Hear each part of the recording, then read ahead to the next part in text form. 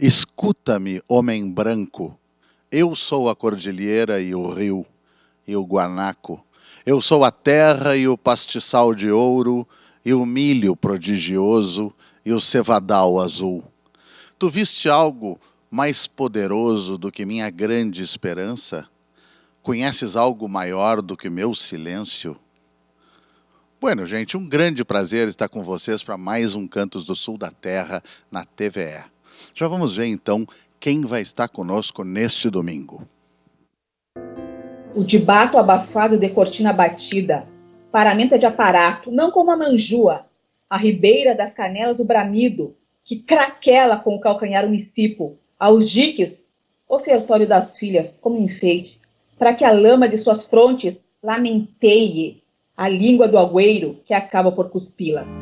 Mais um porre, e o mundo gira e assim caem muros e ideias, e o meu mundo também já caiu. E o que fazer se não levantar? Esse tempo é muito cruel, nem deixa a ressaca passar. E já traz outra ideia, levanta outro muro pra nos separar. Aí estão a poeta Eliane Marques e a cantora Glau Barros. E a gente começou o programa de hoje com uns versos que são de Atahualpa Yupanqui e que se chamam exatamente assim como começam. Escuta-me, homem branco. Eu escolhi esses versos porque nós estamos fazendo uma referência e uma reverência ao Dia da Consciência Negra. E é importante, pensei nisso a partir da minha condição de homem branco, é importante essa noção do lugar de fala que está tão bem relembrada, tão bem retomada e popularizada até certo ponto por uma filósofa preta, negra, brasileira, por Djamila Ribeiro, essa ideia de lugar de fala, me fez pensar nisso. Puxa, neste programa nós vamos ouvir mulheres negras a respeito das suas experiências, das suas propostas, das suas impressões, daquilo que elas bem entenderem.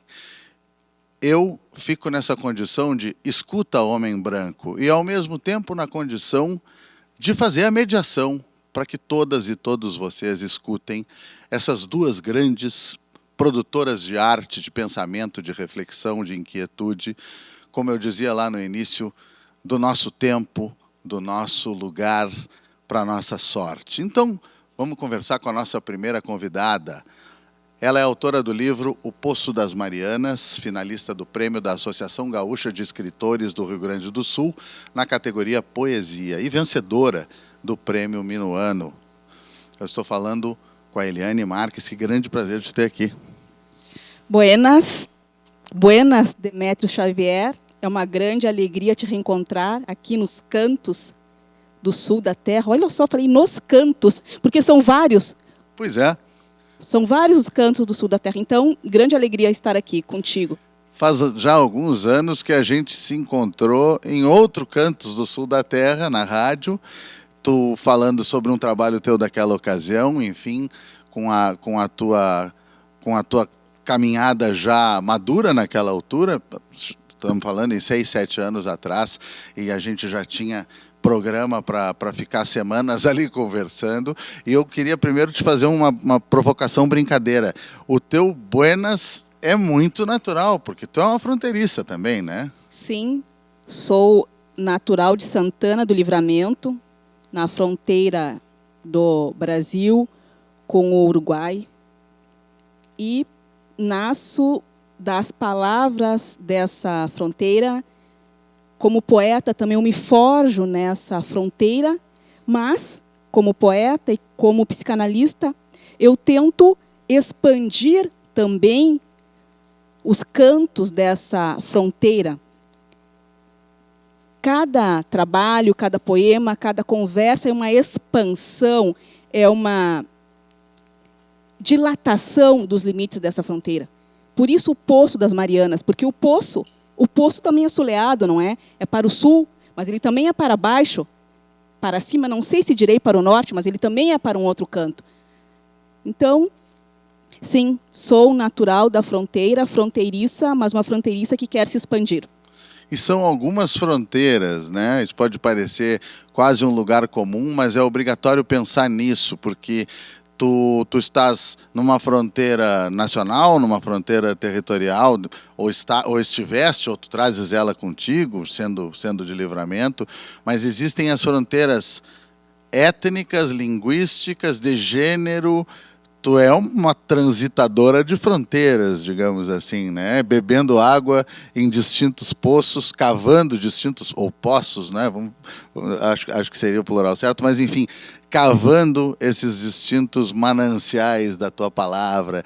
E tu tocaste no assunto da psicanálise. Eu acho que aquela conversa antiga a gente não chegou a falar sobre a tua militância na psicanálise. Fala um pouco disso, como é que ela se trança com a poesia, enfim. A psicanalista poeta, como é que é isso? Eu gostaria de começar sobre isso a partir do verso que tu trazes, do Atahualpa Yupanqui, no sentido de que tu és um homem branco e, de um outro lado, eu sou uma mulher negra. Parece que entre nós haveria uma fronteira, então, intransponível, uma fronteira de gênero, uma fronteira de grupo racial, que é sempre socialmente construído, assim como o gênero é. Mas a psicanálise, Demétrio, de forma diversa de outras ciências, que trabalharão com esse fenótipo, mas também com uma autodeclaração, negro, branco, mulher, ela vai dizer, homem e branco, bom, isso se verá a partir da tua conversa comigo, porque o branco é uma posição diante da vida, diante do outro e diante de si mesma, ou de si mesmo. Então, o branco não é um lugar fixo socialmente, mas também é uma construção e é um efeito de fala. Não se sabe dessa fala antes dela ser dita.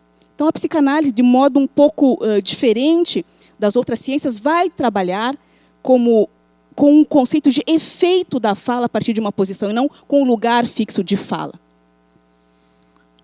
Isso é determinante também em pensar a relação disso com a literatura, porque, puxa, o Freud já estava antenado para a coisa da poesia relacionada à psicologia, ou à psique, ou, né, ao mundo do inconsciente, enfim. Eu não sei qual é a linha de tempo da tua formação na psicanálise, do início da tua poesia, mas como é que as duas se encontram? Como é que as duas se realizam uma na outra? Como é que funciona isso de juntar essas duas linguagens, se é que são duas linguagens? Eu estudo psicanálise e me analiso desde que cheguei em Porto Alegre. Eu trabalhava, ou melhor, fazia um estágio no Tribunal de Justiça, e uma colega me dizia, mas como tu és calada, como tu és séria? Ela não disse como tu és reprimida, mas na verdade estava dizendo. E eu ouvi isso não como uma crítica, mas como algo de procura alguma coisa, procura um lugar em que tu possas falar, em que tu possas levantar essa situação de repressão, talvez um tanto quanto de opressão, e eu fui procurar uma escola de psicanálise, e na escola de psicanálise eu ingressei num grupo de poesia. Algo disso, da poesia, eu já trazia comigo, de forma também um tanto quanto escondida, reprimida, oculta. E quando eu chego na escola de poesia, então, eu posso transformar isso também num trabalho. Não num passatempo, num hobby, como eventualmente as pessoas gostam de dizer, mas de um trabalho. Eu sou uma trabalhadora da psicanálise, eu sou uma trabalhadora da poesia. Há um poeta chileno, aquele que escreveu Altazor, leste? Vicente Huidobro. Ah, sim, o Huidobro, sim. Sim. Num dos poemas dele, ele diz: odeio esses poetas nascidos nos consultórios de psicanálise. E eu tinha medo de ser uma poeta nascida num consultório de psicanálise. Me dava vergonha de dizer, meu Deus, eu nasci num consultório de psicanálise como poeta. Mas tem algo disso também. Tem algo disso. Bom, mas eu estou lembrando, há pouco tempo, em um programa aqui, a gente falava sobre o Luiz Sérgio Metz, né? Que num livro dele tem a frase: Deus te deu o Huidobro aquilo que me desejares, né? Então, bom, o Huidobro talvez não tenha tido a experiência que tu tiveste lá com aquele movimento, com a Binzeli, né? Com aquela coisa do grupo de poesia associada à psicanálise. Podia ter acontecido isso com o Vicente Huidobro, talvez ele tivesse gostado muito, né? Com certeza. Ele não teve a experiência que eu tive, ou, pelo menos, ele não pôde reconhecer, porque se trata também de um reconhecimento. Às vezes tu faz parte de um processo, mas não reconhece aquele processo como tal, e eu estou reconhecendo aqui publicamente. Isso é muito legal. A gente falou aqui de entrada, como quem te apresenta, para quem é necessário te apresentar, tu já é conhecida de muitíssima gente, sobre os livros que neste momento estão, enfim, com a sua trajetória, com algum ponto máximo agora de premiação, de indicação. Mas fala um pouco dos teus livros, do que tu produziste até agora, do que tu gostarias de dizer sobre o movimento, eu não vou dizer a evolução, mas o movimento da tua poética, do teu trabalho, a partir dos teus títulos. Eu prefiro, então, falar do Poço das Marianas, este livro que tu já nomeaste. O Poço das Marianas, ele nasce por volta do ano de 2010, antes, inclusive, do Esse Alguém o Pano, que tu conhece. Esse livro tinha um nome, o nome era O Poço de Alice. Contudo, eu não gostei dos poemas daquele livro, do ritmo, de como a linguagem foi ou não foi torcida, estetizada. Este livro teve ISBN, este livro teve ficha catalográfica, e eu desisti de publicar. E num outro movimento, num outro mergulho, em outro poço, ou em outro canto da terra, eu escrevo, então, Esse Alguém o Pano, publico, e esse Poço de Alice ficou decantando, talvez, eu não sei se é essa a palavra, mas decantando. Depois de algum tempo eu retomei aqueles poemas, mas de uma outra forma, porque aí eu já não era a mesma poeta. Eu já tinha passado por muitas vivências, por muitas leituras, escutado muita coisa, lido muita poesia, escutado muita música, e eu, então, retomei o livro e transformei o Poço de Alice no Poço das Marianas. Nós optamos por não colocar na sua capa o seu nome, nem na capa da frente, nem na capa de trás. Na capa de trás há uma ostra, mas o nome do livro está na lombada. E quando eu digo lombada, eu lembro do lombo, não? Lombo, o lombo do negro, o lombo da negra, esse lombo que carregou gente, que carregou móveis, que carregou carteirinhas, que carregou o charque. Então, o livro já começa por aí, né? Um nome apenas no seu lombo. E eu gostaria aqui de agradecer publicamente a designer Aline Gonçalves, responsável por essa capa. É muito linda a capa, muito linda. Não é quase inescapável a gente pensar, quando tu falas no lombo, na questão da violência e do castigo também, né? Enfim, do açoite. Acho que isso também vem à cabeça de quem pensa nessa figura dramática que tu colocaste e, ao mesmo tempo, tão poética, né?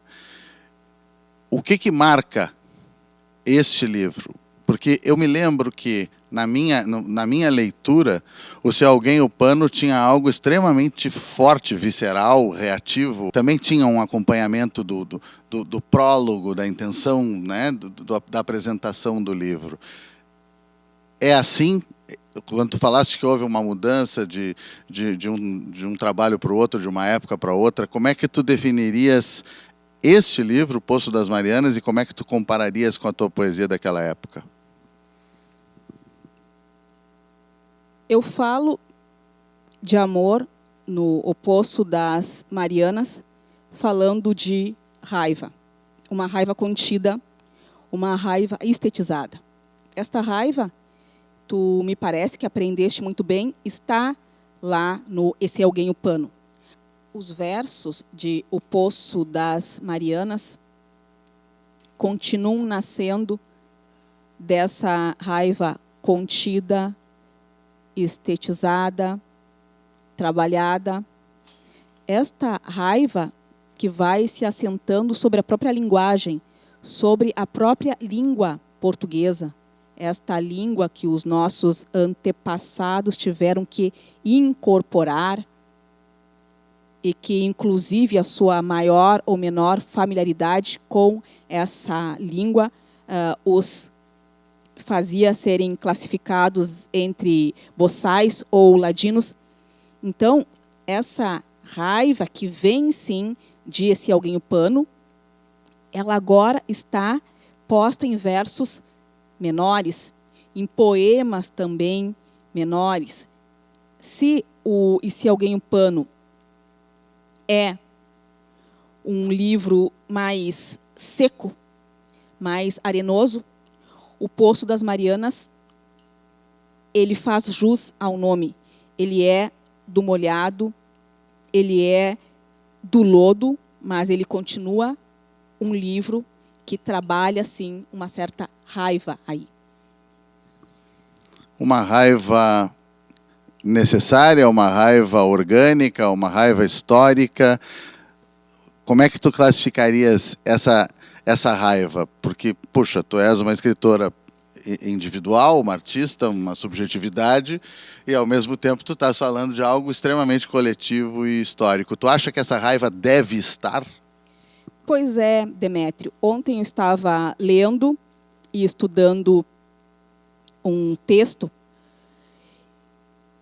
e nesse texto um autor, o Kwame Appiah, dizia que a diferença entre, por exemplo, autores africanos e autores europeus se assentava no seguinte: os autores europeus partem de um eu escrevo, e os autores africanos partem do nós escrevemos.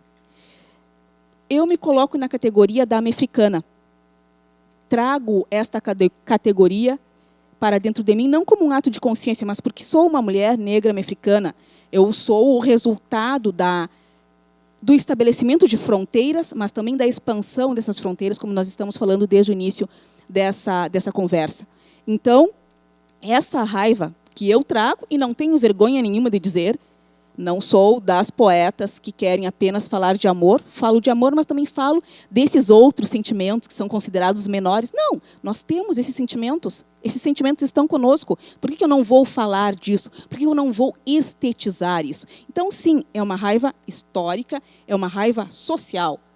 Alguns outros poetas vão falar de outro modo dessa raiva. Talvez ela nem apareça assim, mas, especialmente, eu gosto que essa raiva apareça nos poemas, mas como é que ela aparece? Não aparece dizendo, eu estou com raiva, eu odeio. Não, aparece nesse pisotear a língua portuguesa, nesse amassar a língua portuguesa, nesse desejo de criar uma outra língua dentro desse poço. Então, eu utilizo o quê? Palavras em espanhol, palavras em portunhol, palavras em urubá, palavras em ibo, palavras em inglês e em português, mas não são colagens, palavras que foram coladas uma na outra. Eu tento produzir uma nova língua a partir desse meu comer essas palavras. Tem algo de neologismo, de ressignificação, né? De coisa muito, muito afro-americana no sentido da construção permanente a partir de todas essas informações anteriores, da informação colonial, inclusive, né? Da informação lá do português e do espanhol, mas com as nossas línguas indígenas e com os idiomas africanos. E, na verdade, é interessante tu falaste mais de uma vez na estetização desses sentimentos, porque estamos procurando, de uma maneira ou de outra, seja com a definição que for, o belo. E é uma poesia muito bela, em que aparece todo esse vigor que tu está dizendo, de posicionamentos antigos, ancestrais, históricos e contemporâneos, mas essa poesia é muito bela. Eu pensei também em um momento de estetização de algo que poderia ser extremamente duro ou pesado, uma sublimação pela arte, numa canção que eu quero te mostrar. Uma canção conhecida, eu quero cantar para ti, quero cantar para o pessoal de casa, se tu me deres licença. Sim. Uma Desde pequena que tu canção. diga amefricano ou amefricana em lugar de Amefricano afro-americana. é excelente, né? Ótimo, Amefricano obrigada. é muito bom, é assim que eu vou dizer.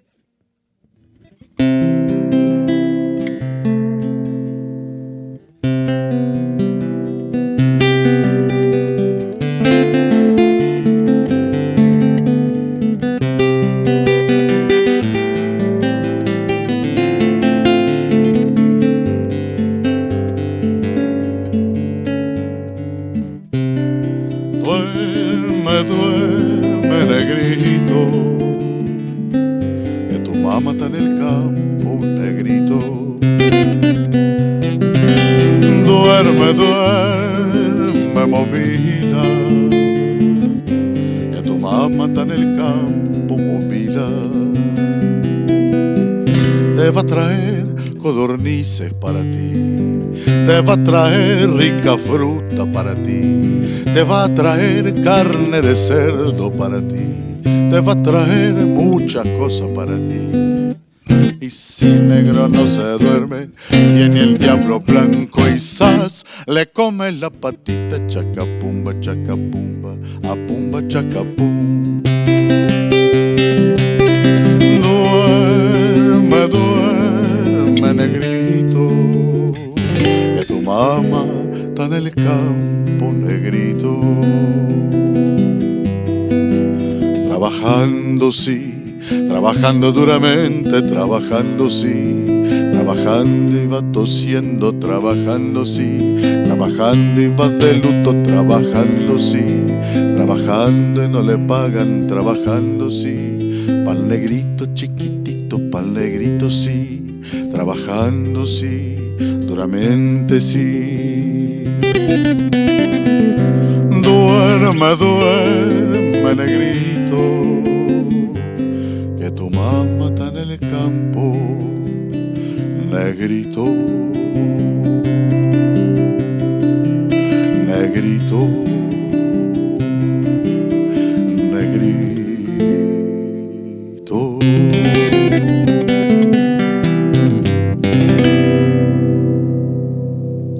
Tá aí esse Duerme Negrito, que ficou tão conhecido pela voz da Mercedes Sosa, muita gente atribui a Atahualpa Yupanqui, que na verdade o que é mais bonito de tudo, domínio popular.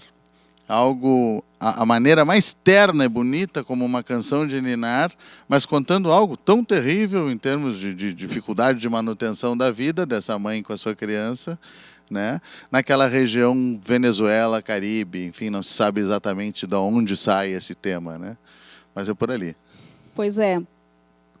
Tu falando dessas regiões americanas, me faz lembrar do nosso trabalho da editora Escola de Poesia Americana, recentemente, com o objetivo de conhecermos poetas americanas, por exemplo, da Bolívia, Venezuela, Argentina, Cuba.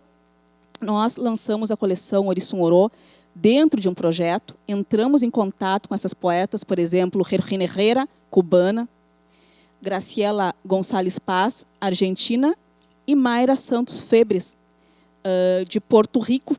E nós publicamos, então, um livro de cada uma dessas poetas. Organizamos um clube de tradução chamado de Clube Americano das Tradutoras e trouxemos essas poetas para o Brasil. Então, os livros eles foram publicados em português e também em espanhol, assim como o Poço das Marianas. O trabalho do Poço das Marianas, nesse sentido, foi muito interessante. Por quê? Certamente eu escrevi em português, e agora eu digo certamente, mas cria uma dúvida, porque eu poderia ter escrito em espanhol, já que eu nasço também desse berço, mas ele foi escrito inicialmente em português, depois ele foi traduzido para o espanhol por mim mesma e pela poeta e psicanalista argentina Marcela Villaveja.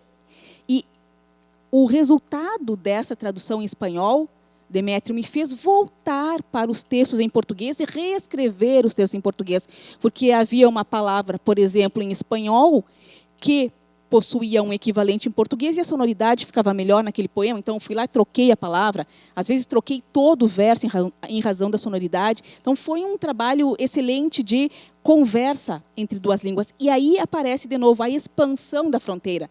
Se português e espanhol representam fronteiras, o Poço das Marianas quebrou essas fronteiras. Vocês trataram, ao fazer esse tipo de edição, esse tipo de publicação e de obra, o território como um território comum e absolutamente marcado, definido historicamente pela presença negra, né? Então, acho que nada mais sul da terra, mais ainda para um dia da consciência negra, do que o que tu estás relatando, do que a tua presença, minha querida americana poeta Eliane Marques. Que prazer, que bom te ter aqui. O que tu quiseres dizer de final para o pessoal, o teu recado a respeito dos livros, do que tu bem entenderes, da consciência, do dia, do sul da terra, da fronteira, do que tu bem entenderes, só dá a tua despedida, por favor. Eu gostaria de me despedir com um poema, seria possível? Claro, seria ótimo. Para todas as mulheres negras, especialmente, eu vou ler um poema da poeta cubana Georgina Herrera, essa mulher que se orgulhava de ser uma descendente de iorubás, essa mulher que fugiu de Cuba, fugiu da terra natal quando tinha cerca de 20 anos, foi para Havana, trabalhou como empregada doméstica, estudou, começou a escrever poemas, a escrever peças, enfim. Georgina Herrera fala da trajetória de nós, mulheres negras. Por isso, vou ler um poema chamado Oriqui para mim mesma. Eu sou a fugitiva, a que estrondosamente abriu de par em par as portas da casa grande e correu ao monte. Não há armadilha sobre a que eu não tenha saltado. Não encontraram nunca as marcas que conduzam ao meu quilombo. Ao que parece, soube fazer muito bem as coisas. Rio, baixinho e intensamente. Faço caretas aos feitores, atiro pedras, quebro cabeças, sinto queixumes e maldições. Rio outra vez, enquanto bebo a água eternamente fresca dos palmeirais. Porque nas noites, para mim somente, a lua pôs neles toda a glória de sua luz. Georgina Herrera. Excelente, muito obrigado. Até as próximas, até as próximas. Aqui tem um fogo africano para ti. Muito obrigada por esse fogo. Então, aqui, tu está sendo um pouco mulher negra, porque a responsabilidade pelo fogo era das mulheres africanas, é das mulheres africanas, de manter esse fogo sempre aceso. Muito obrigada. É toda uma honra, é toda uma honra. Tenho que estar à altura disso. Muito obrigado a ti. Se tu quiseres enviar uma mensagem para a gente, o nosso WhatsApp é 5198-594-6167, como está aparecendo aí também. E não te esqueças que os nossos programas estão no YouTube. Perdeu alguma coisa, quer rever alguma coisa, lá estão todos os programas no canal da TVE do YouTube. Vamos para aquele nosso intervalinho, a gente já retorna.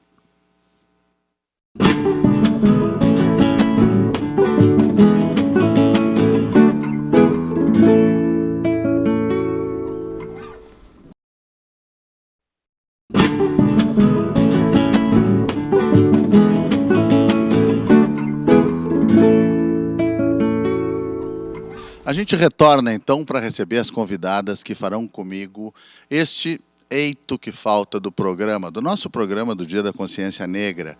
Mas antes, aquele nosso momento de todos os domingos, o nosso momento de cevar a palavra.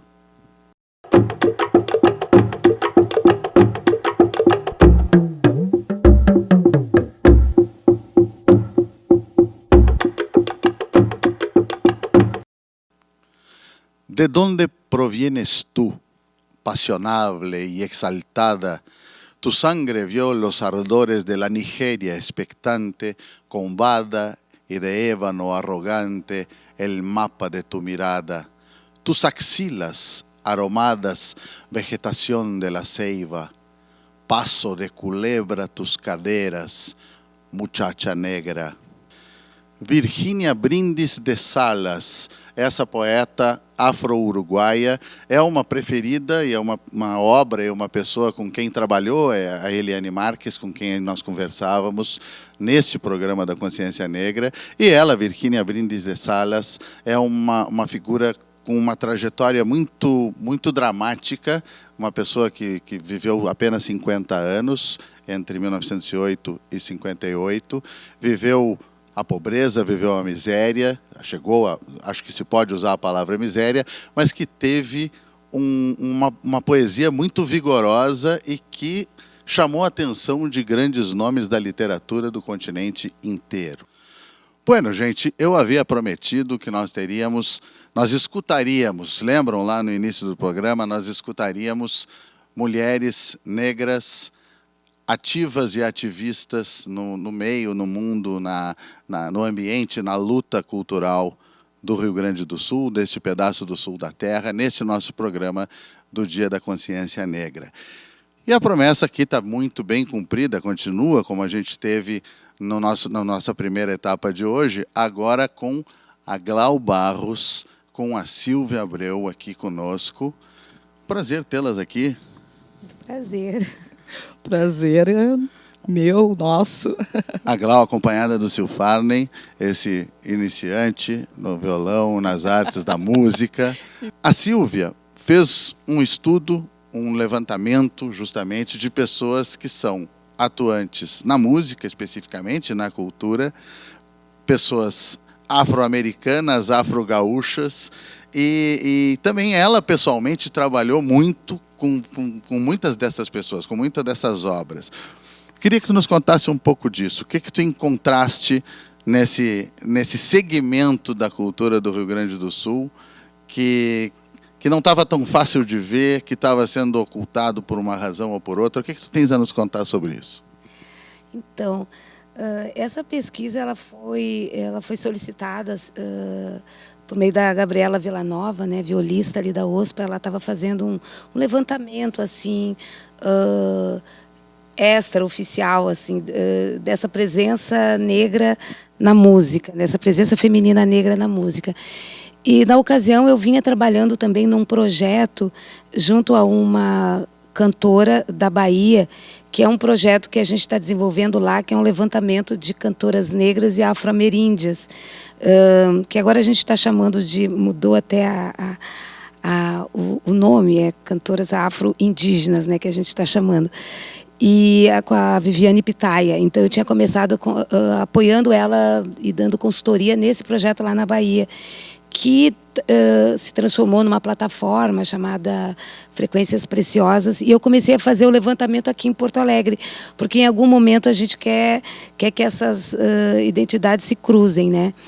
E então, a pedido, então, eu comecei a fazer esse levantamento. Grande parte dessas artistas eu já vinha e venho trabalhando com elas.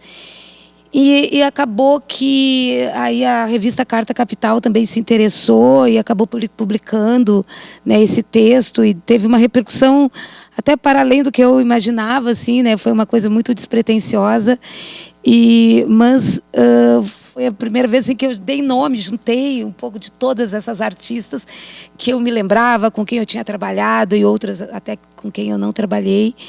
Então eu fui fazendo esse levantamento. E a gente percebe que essas mulheres, né, e o número que surge é um número bem grande de mulheres. Assim, as pessoas ficaram, nossa, mas como tem cantoras? E onde elas estão? Né? Às vezes também eu vejo, esses dias eu divulgo também um projeto lá no Teatro São Pedro, que se chama Mistura Fina, e um dia estava se apresentando lá a Denizele Cardoso, e uma pessoa da plateia chegou para mim e disse assim: meu Deus, mas onde é que está essa? Onde é que ela estava? Onde é que ela canta? Eu nunca tinha ouvido. né? E ela canta há muito tempo, pelo visto. E eu disse sim. Mas as mulheres, né, de um modo geral, elas sofrem um processo de invisibilidade. A mulher, de um modo geral, né, pois sobre ela pesa o machismo estrutural. Agora, a mulher negra, então, mais ainda, porque além do machismo estrutural, pesa sobre ela o racismo estrutural. Então, sobre a presença feminina negra, né, existe uma invisibilidade, né? Não se conhece, não se divulga, né? Então é muito importante, né, que a gente consiga fazer esses levantamentos, né, para poder trazer luz, né, sobre essas pessoas que estão ali trabalhando. É o caso da própria Glau, né? A Glau comemorou o ano passado, né, 30 anos, né, Glau, 30 anos de carreira. Mas assim, ó, quando ela lançou o disco dela, o Brasil Quilombo, ela foi indicada a cantora revelação. Então, eu acho que isso diz muito do que eu estou falando, né? Isso que a Silvia traz, da questão da invisibilidade, né? E onde estão essas cantoras? Às vezes, a gente tem um espaço, né, na mídia tradicional, enfim, e isso acaba sendo bom, já demos o espaço. Lá está a mulher negra, cantora ou em outra área, mas tu é uma representatividade. Eu não quero ser uma representatividade, eu quero ver ao meu redor outras mulheres como eu, né? E mostrando o seu trabalho, sendo reconhecido pelo seu trabalho. Então, quando a Silvia fala, né, nesta invisibilidade, é isso, não queremos ser uma representatividade. Queremos estar em conjunto, em grande número, invadindo todos os espaços, inclusive os espaços da mídia tradicional, né? Porque na mídia, na internet, enfim, nós todas temos uma união muito grande, uma divulgando outra, né? Dando espaço, não dando espaço, mas querendo estar junto, até para fortalecer essa cena. E para aquele que tem um pouco mais de espaço, já puxa a outra que não tem tanto, mas que se está trabalhando junto. Então, eu acho que essa rede de mulheres e mulheres negras hoje está muito fortalecida nesse sentido. Pois é, tu entraste exatamente na dúvida que a fala da Silvia me causou, porque, de uma certa maneira, vocês duas hoje aqui estão fazendo um certo contraponto em relação a isso que a Silvia disse, porque tu, Glau, hoje, és um nome conhecido e circulante nesse lugar aqui, né? Nesse nosso âmbito aqui, tu vais procurar cantoras que estão atuando, estão sendo consideradas, ponderadas, escutadas, e tu estás ali. E aí a gente corre aquele risco, exatamente o que tu estavas falando agora, já que quando a Silvia faz um levantamento, as pessoas se surpreendem, mas quantos nomes, quantas pessoas, né? Que talvez exista uma ideia de que há poucas vagas para essa representação, e ali está, neste momento, a Glau representando a mulher preta, cantora, e tá bom assim, né? Quer dizer... Isso é muita responsabilidade, e também entristece um pouco, porque a gente que circula no meio e conhece as diversas mulheres com diversos trabalhos potentes, profissionais, e que dizem tanto sobre nós e sobre o lugar que as invisibiliza. Então, é essa lógica que a gente quer, de uma certa forma, mudar. Isso é legal, né? Porque a resposta é vocês atuarem de forma coletiva. Pois é, Exatamente. Tem eu e tem o meu povo todo aqui, né? Presta atenção. Tanto que o ano passado a Glau fez um projeto, né, em que ela trouxe várias mulheres do interior, inclusive, né, quer dizer, se nós na capital estamos invisibilizadas, imagina no interior. E esse projeto foi muito bacana, né, Glau, porque trouxe nomes de cantoras no interior, mulheres negras que produzem, que trabalham, que são compositoras, que têm um trabalho muito forte. Fala um pouquinho, Glau, sobre isso. É o samba obá, a raiz feminina do samba sul. e que é um nome que traz até 3 radicais, né, que é samba, obá, que é a orixá obá, e ubá-obá, né, que é uma árvore representativa do continente, né, africano. E nessa pesquisa, na verdade, isso já surge lá em uns 10 anos atrás, quase 20 anos atrás, da questão de eu conhecer, saber quem são, querer cantar as narrativas femininas, né, aqui do Sul, né, que a gente conhece muito o que vem de fora, né? Sim. Alcione, no samba, né, principalmente, Clara Nunes, Alcione, Leci Brandão, enfim. Mas quem são as mulheres aqui no Sul? Né, eu tinha conhecimento da Zilá Machado, Lourdes Rodrigues, né, e Maria Helena Montier, enfim. Mas quem estava produzindo agora, contemporâneas a mim, né, quem são essas mulheres negras, intérpretes, compositoras, também instrumentistas, que estão na cena. Então, aqui na capital, região metropolitana, eu tenho um contato muito forte com elas, né? Mas no interior, quem são essas pessoas que estão fazendo samba, mulheres que fazem samba no interior, que já é algo que deve ser difícil, porque na capital também não é muito fácil. Claro.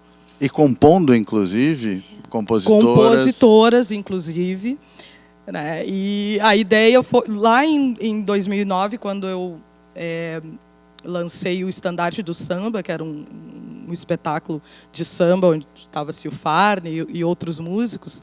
E veio, então, a questão, quais mulheres eu vou cantar nesse repertório, né? Tinha a Dona Ivone Lara, tinha Leci Brandão, tinha, obviamente, os clássicos, mas tinha lá a Zilá Machado, né? Que tinha que estar, né? Era uma obrigação ter a Zilá num repertório. E, a partir daí, veio essa vontade de conhecer outras mulheres, né? Conhecia Pamela Amaro, do teatro, que eu também sou atriz e a gente sempre trabalhou juntas, então já conhecia a obra da Pamela, vim conhecer Delma Gonçalves, parceira de Bedeu, que já relatou que sambas que ela compôs junto a Bedeu, que foram gravados, teve alguns que não saíram o nome, a autoria dela, saiu só o nome do compositor, né? Então, são muitas dificuldades, e aí a gente começa a apontar esse olhar e ver o quanto a gente precisa visibilizar, trazer à tona, trazer para a cena essas mulheres. Acabei conhecendo Dona Ilza Rocha, que é da Restinga, Guaíra Soares, Ana Sauri, Luciara Batista, é muita gente, né? E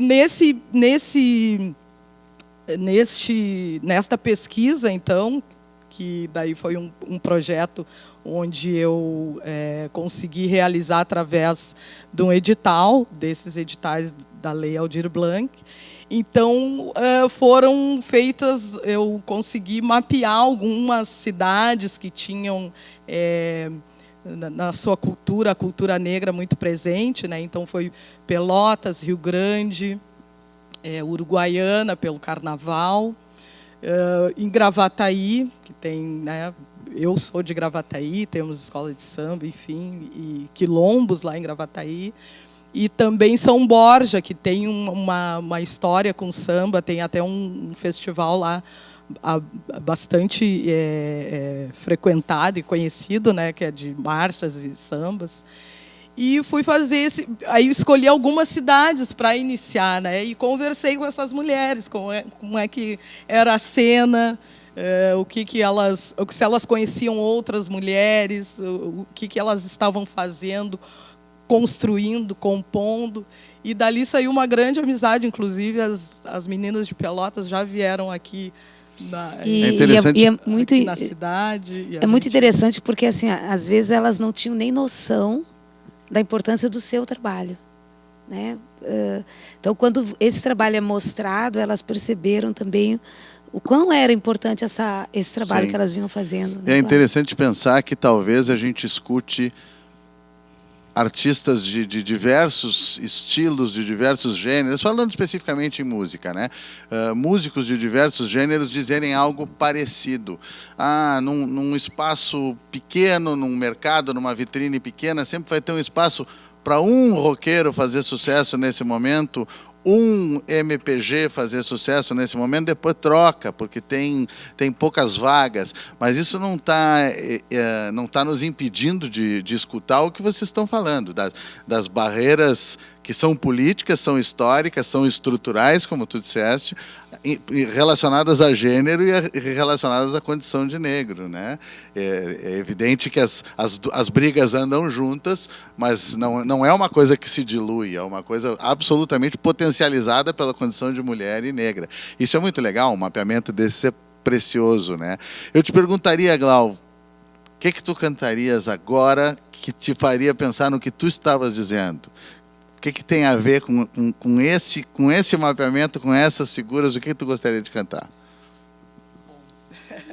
Eu vou cantar então. Vou cantar então um samba da Zilá Machado, que é o nosso ícone, né, feminino do samba, né, aqui no Sul, e que eu tardiamente vim a conhecer, mas tive a grande oportunidade de conviver com a Zilá, assim, eu acho que nos últimos anos de vida, quando desse espetáculo do Estandarte, onde eu cantava este samba, e ela foi ver o espetáculo no Teatro de Arena, que nós fizemos uma temporada lá, e eu tive a felicidade de tê-la no palco comigo, cantando samba, e depois cantando e encantando totalmente a plateia, ela cantando outros sambas dela, e eu também fui backing da Zilá no último trabalho dela, no lançamento do último trabalho. E hoje, quando eu ouço ou vejo uma entrevista da Zilá Machado, eu me emociono muito, né? Porque ela diz que é a passageira da nave dos sonhos, porque ela compunha, ela sonhava com as músicas já prontas, a letra e a música, e ela compunha num tambor, tocando num tamborzinho, né? Fantástico. Ela recebia isso. Então, é muito rico e as pessoas não conhecem Zilá Machado. Ela está num patamar para nós, de Elza Soares, entende, em representatividade. Aí é mais uma representatividade, né? Então, a Zilá é uma artista que ela ainda teve tardiamente um reconhecimento, né? Mas o Brasil ainda deve muito, o Rio Grande do Sul, o Brasil deve muito a ela, né, pelas suas qualidades como compositora, como intérprete, como uma artista que soube dignificar esse legado, né, ancestral, assim. Beleza, vamos lá. Vem, mas vem devagar, que o chão balança, todo mundo tá no vai e vem. Vem, neste passo manso, de quem nada quer, está querendo muito mais. Vem, mas vem devagar, você não sabe onde está o fio da meada. Olha, se fechar os olhos, você vai dançar sem querer e se perder neste salão. Olha, se fechar os olhos, você vai dançar sem saber e se perder neste salão. Mas vem, vem, mas vem devagar, que o chão balança, todo mundo tá no vai e vem. Vem, vem, vem, nesse passo manso, de quem nada quer, está querendo muito mais. Vem, mas vem devagar, você não sabe onde está o fio da meada. Olha, se fechar os olhos, você vai dançar sem saber e se perder neste salão. Olha, se fechar os olhos, você vai dançar sem saber e se perder neste salão. Então, vem, vem, vem, vem, vem. vem, vem, vem, mas vem devagar. Tá aí, que beleza. Zilá Machado, quem pensaria nisso, nessa forma de compor, né? Tem uma coisa, vamos puxar para essa brasa que é tão a mesma, né? Uma coisa extremamente indígena nisso do sonho ter esse papel, né? O sonho ser uma parte da criação, do discurso, da vida, né? Não está separado em absoluto, e ela compunha assim. Isso é uma coisa que tem que ser contada, vai ter que ser narrada. O próprio, quando eu produzi o último disco dela, né, o Ziringuindim, e eu convidei o Juarez Fonseca para escrever algo sobre, no disco ele disse assim, que se a Zilá tivesse nascido no Rio de Janeiro, ela, né, ela estaria entre as grandes divas, né, da música, do samba. Mas aqui, realmente, ela foi uma artista que ela passou muito tempo invisível, assim, durante muitos anos, até a obra dela voltar de novo a ser gravada, né, por artistas como a Glau.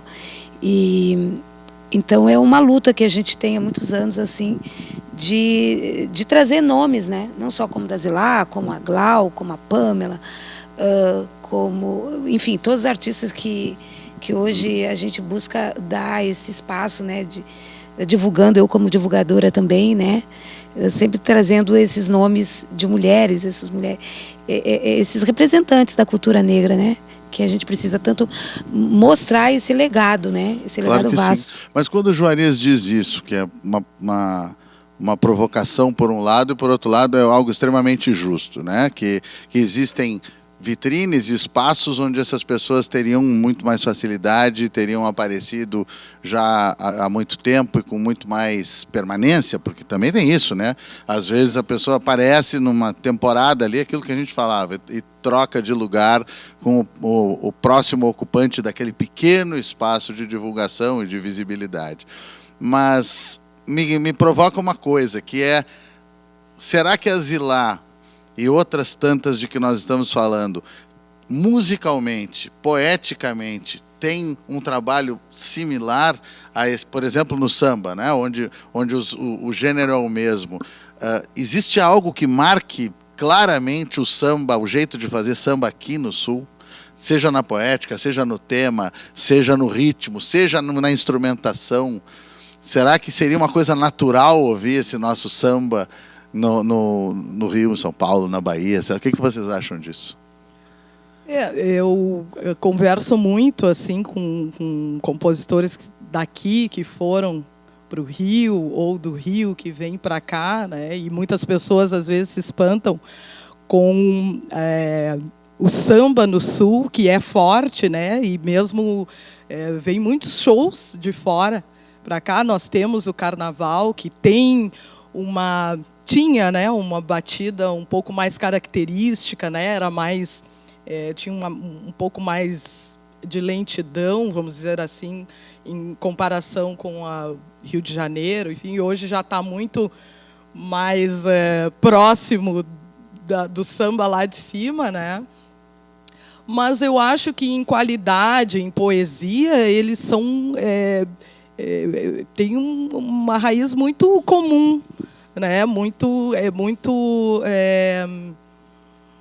Eu acho que não há uma diferenciação nisso, né? Talvez alguma coisa em questão de instrumentação, né? Aqui a gente tem o sopapo, né? Que é característico aqui do Sul e que é utilizado, assim, no meu disco, no Brasil Quilombo, tem algumas faixas em que se utiliza, e isso já dá um outro caráter. Um sotaque, né? Um sotaque, exatamente. E que só enriquece, né? Claro. Exatamente. Eu acho que a gente não pode perder, né, esse sotaque, exatamente, mas ele é universal. Quando a gente leva a obra para outros lugares, as pessoas ficam realmente admiradas. Nossa, é do Sul? Tu é cantora do Sul? Sim, sou do Sul.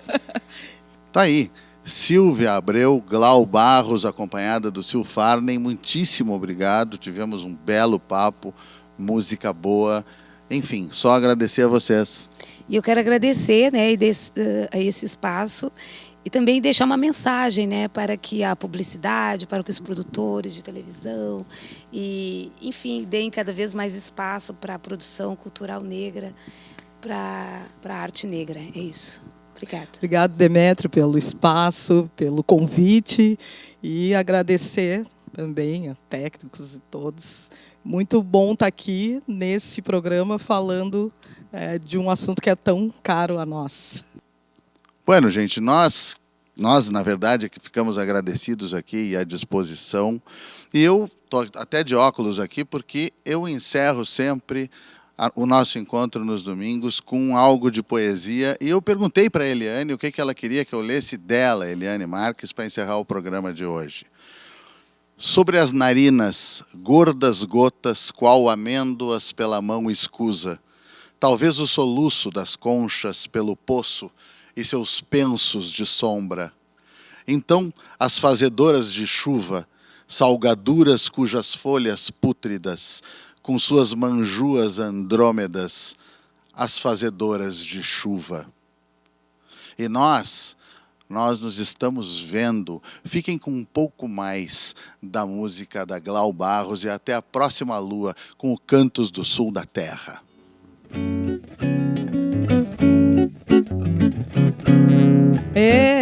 A história é simples assim. A caixa da bateria se encantou pelo tamborim. A história é simples assim. A caixa da bateria se encantou pelo tamborim. Alas que não se cruzavam, foi a cadência quem os uniu. O samba cupido perfeito é suspeito do amor que surgiu.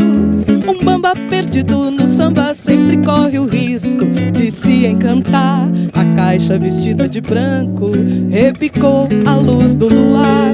Tamborim que acompanhava não deixou de lhe admirar. Anunciado romance, eles estão juntos a tocar pelas ruas. A história é simples assim. A caixa da bateria se encantou pelo tamborim. Foi um velho beberrão quem ditou a profecia da história de amor